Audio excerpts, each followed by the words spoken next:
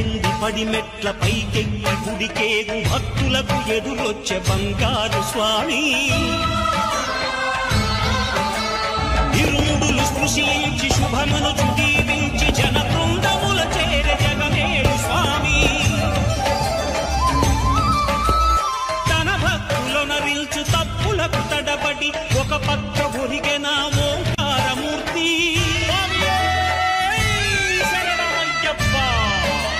స్వాములందరూ తనకు సాయము కాగా ధీమంతుడై లేచే ఆ కన్య స్వామి పట్టబంధము వీడి భక్తతతికై